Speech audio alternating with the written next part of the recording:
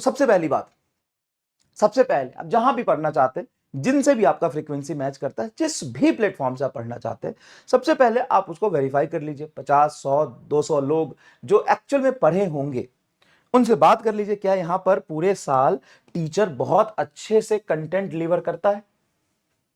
क्या teacher question practice कराता है? क्या टीचर क्लास में इतना कंटेंट देता है? क्या टीचर रिवीजन कराता है? पूरे साल टाइमलाइन के साथ, डेडिकेशन के साथ ये सारी चीजें होती है या नहीं होती है? लास्ट ईयर के 21 बैच में अगर आपका कोई दोस्त पढ़ा हो या आप पढ़े हो तो आप बताइए, क्या टाइम पर हर क्लास टाइम पर हुई है? क्या एक भी लेक्चर आपका मिस नहीं हुआ है? चाहे टीचर बीमार पड़ा हो या कुछ भी हो, उसने क्लास लिया है, आपको पूरा सिलेबस कराया है, क्वेश्चन प्रैक्टिस आपको कराई है? हाँ सर। क्या आप सेक्रीफाइस करने के लिए तैयार हैं, रेडी हैं कि हाँ मैं ये चीजें छोड़ देता हूं और फिर मैं तैरने करने के लिए तैयार हूं? तो मैं आपको एक रोड मैप बताता हूं कि आपको क्या करना होगा, कैसे करना होगा।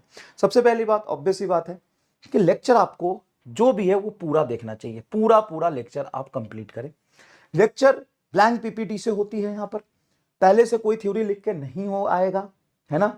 थोड़ा बहुत अगर मैं लाता भी था तो वो भी मैं नहीं लाऊंगा, है ना। थोड़ा बहुत हेडिंग वेडिंग कुछ नहीं, एकदम ब्लैंक पीपीटी लाके आपको पूरा कंसेप्ट विजुअलाइज कराएंगे, समझाएंगे, डीप में एनालिसिस करेंगे। पूरी थ्योरी जितने ब्लैंक पेज पर मैं अपने हाथों से लिखूं उतने आपको नोट्स में लिखना है। अब देखना, सबसे बढ़िया चीज मैं आपको यहां पे खत्म करता हूं। जो सबसे बड़ा कंफ्यूजन होता है, नोट्स कितना बनाना है, क्या लिखना है, क्या नहीं लिखना है, तो ध्यान सुनना। जितनी ब्लैंक पीपीटी पे मैं अपने हाथों से लिख रहा हूं वही आपको अपने नोट्स में लिखना है। उसके बाद कुछ क्वेश्चंस मैं आपको बोलूंगा ये लिखना है तो लिखिए, और बहुत ज्यादा लेंथी क्वेश्चंस है वो आप छोड़ दीजिए, उसको रफ में सॉल्व करिए, उसका पीडीएफ फॉर्मेट आपको मिल जाएगा। ठीक है, तो लेक्चर कैसे करना है वो समझ में आ गया। लेक्चर कोशिश करिए लाइव, कहीं लाइव हो जाए। इसमें क्या होता है, आप टीचर से कनेक्टेड फील करते हैं। लास्ट ईयर के लेक्चर देखना चाहते हैं, लास्ट ईयर के लेक्चर देख लीजिए, और 4-5 चीजें आपको मैं बताऊंगा, उससे भी आपका सिलेक्शन हो जाएगा, समझिएगा।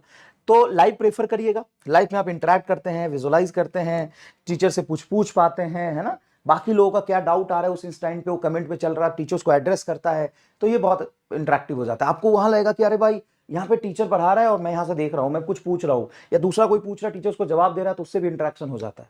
ठीक है, नोट्स जितना मैं अपने हाथों से लिखूंगा उतना आपको लिखना है, जितना मैं अपने हाथों से नहीं लिख रहा हूं वो आपको नहीं लिखना है।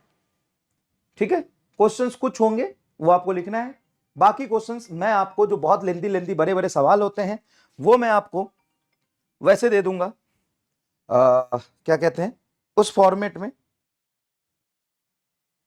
पीडीएफ फॉर्मेट में दे दूंगा, वो आपका काम हो जाएगा। उसके बाद बेटा डीपीपी आपको रेगुलरली सॉल्व करना है, रेगुलरली डीपीपी प्रैक्टिस आपको करनी पड़ेगी, प्रैक्टिस करनी पड़ेगी। क्वेश्चंस क्लास में कर लिए सेम टाइप के, थोड़ा भी डेटा और लैंग्वेज चेंज करके आपके सामने आ जाएगा तो आप थोड़ा सा ब्लैंक हो जाओगे, तो उसके लिए आपकी डीपीपी की प्रैक्टिस होनी चाहिए। रिवीजन रफ फेज में, जैसे ही क्लास खत्म होगा, जैसे मान लो फिजिक्स की क्लास खत्म होगी, 10 मिनट का गैप है, तो तुम्हें नाश्ता करना, नाश्ता करो, साथ साथ में टाइम निकाल के आज फिजिक्स के क्लास में क्या पढ़ा था ब्लैंक पेज ले लो, ये ब्लैंक पेज ले लो और ब्लैंक पेज पे लिखो कि सर फिजिक्स के क्लास में आज सर ने डाइपोल मोमेंट समझाया था, जिसका डाइपोल मोमेंट P बराबर होता है Q इंटू दोनों चार्ज के बीच का डिस्टेंस L। डाइपोल मोमेंट में नेट चार्ज 0 होता है, आइडियल डाइपोल का मतलब लेंथ कम होता है, और डाइपोल मोमेंट एक वेक्टर फिजिकल क्वांटिटी है, इसका यूनिट हो जाएगा कूलम इंटू सेंटीमीटर, ना मीटर, ऐसा यूनिट में कूलम इंटू मीटर। और डाइपोल मोमेंट अलग अलग केस में वेक्टर फॉर्म के साथ ऐड करेंगे, दो डाइपोल का वेक्टर सम कैसे करेंगे, एक्सियल लेंथ पे स्मॉल डाइपोल हो तो इलेक्ट्रिक फील्ड होता है 2 kp/r3। सब रफ पेज में लिखना है आपको, ना वीडियो देखना है ना आपको नोट्स देखना है, रफ पेज में लिखना है।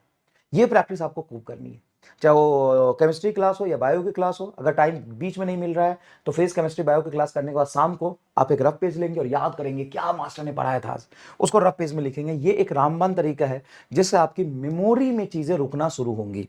ठीक है, उसके बाद आपको PYQ का सीट मिलेगा, उस PYQ से आपको वेरीफाई कर लेना है यहाँ ये सारे क्लासेस में हो गए, ये प्रैक्टिस हो गई मेरी। टेस्ट आप रेगुलरली देंगे और टेस्ट के बेसिस पे एनालिसिस और आप रिवीजन टाइम टू टाइम करते रहेंगे। उसके बाद जैसे ही चैप्टर कंप्लीट होगा तो आपको महामंथन का एक सीट मिलेगा, संघर्ष असाइनमेंट मिलेगा और टेस्ट का डिस्कशन होगा जिस दिन टेस्ट हो जाए, क्योंकि टेस्ट का लेवल अब तक ईजी होता था तो डिस्कशन की जरूरत नहीं पड़ती थी। अब 4-5 ऐसे क्वेश्चन, टेस्ट का लेवल अब तक इजी होता था इसलिए डिस्कशन की जरूरत नहीं पड़ती थी, लेकिन अब 4-5 क्वेश्चंस ऐसे होंगे जो आपसे ना हो, तो आपको वहां पे सेलेक्ट, एनालाइज एंड रिएक्ट वाला काम करना पड़ेगा। तो इस हिसाब से टेस्ट का डिस्कशन होना चाहिए, तो वो सेलेक्टिव 5-6 क्वेश्चन का टेस्ट का डिस्कशन